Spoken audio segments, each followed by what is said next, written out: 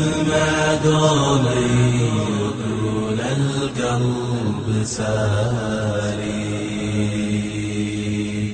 والحقيقة كلها من ما تليني.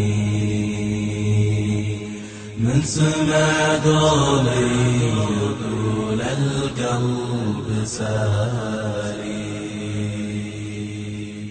بلال رضي الله عنه هو أول من أذن بأمر من النبي صلى الله عليه وسلم في المسجد الذي شيده النبي في المدينة. بلال أذن ما يقارب 10 سنوات، الكل يعرف ذلك، والكثير يعرف بأن بلال هو أول من أذن للنبي صلى الله عليه وسلم. لكن ما لا يعرفه الكثيرون أين ذهب بلال بعد وفاة النبي صلى الله عليه وسلم. غربة الدنيا بهاي كتاب مقاري،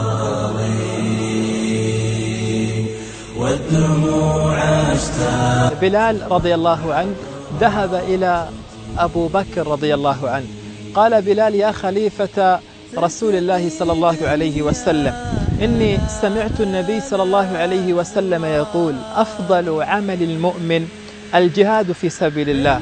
فأبو بكر قال لبلال: يا بلال ماذا تشاء؟ يعني ما الذي تريده يا بلال؟ قال بلال: يا خليفة رسول الله، ائذن لي للجهاد في سبيل الله سبحانه وتعالى.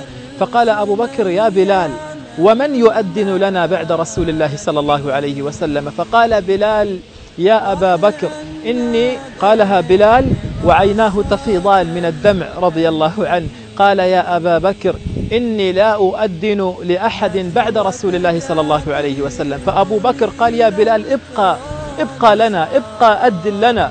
فقال أبو بلال رضي الله عنه: يا أبا بكر إن كنت قد أعتقتني لنفسك فسأبقى، وإن كنت قد أعتقتني لله فاتركني وما اعتقتني لأجله. فقال أبو بكر رضي الله عنه: إني قد عتقتك يا بلال لوجه الله سبحانه وتعالى. فأذن أبو بكر لبلال، فخرج بلال وسافر إلى الشام، وبقي رضي الله عنه مرابطا فيها في سبيل الله سبحانه وتعالى. يقول بلال رضي الله عنه عن نفسه، يقول: لم أطق أن أبقى في المدينة بعد وفاة النبي صلى الله عليه وسلم، حتى أن بلال كان إذا جاء إلى قوله أشهد أن محمد رسول الله كانت تخنقه عبرته رضي الله عنه. فذهب إلى الشام وجلس مع المجاهدين حتى أتاه النبي صلى الله عليه وسلم في المنام. النبي أتى إلى بلال في المنام، قال: يا بلال ما هذه الجفوة؟ النبي يقول في المنام لبلال: يا بلال ما هذه الجفوة؟ أما آن لك أن تأتينا؟ أما آن لك يا بلال أن تأتينا؟ فركب بلال رضي الله عنه إلى المدينة، ثم ذهب إلى المدينة وركب أعلى المسجد، ثم قال: الله أكبر الله أكبر. فأصيبت المدينة كلها برجة، حتى أن النساء خرجن من خضورهن. ثم قال: أشهد أن لا إله إلا الله. وبدأ الناس يخرجون في الشوارع، حتى إذا وصل بلال إلى أشهد أن محمدا رسول الله سمع في المدينة بكاء لم يسمع من قبل. نعم، حتى عند وفاة بلال رضي الله عنه حزنت عليه زوجته، فقال لها: يا زوجتاه، قال لها: يا زوجتاه لا تحزني، غدا نلقى الأحبة محمدا وصحبه. هذه رحلة مع بلال بعد وفاة النبي صلى الله عليه وسلم. لم نرى بلال في الحياة، وإن قلوبنا وآذاننا لتشتاق إلى سماع صوت آذانه، وسنسمعه بإذن الله في جنات ونهر في مقعد صدق عند مليك مقتدر. غدا نلقى الأحبة محمدا وبلال وصحبه.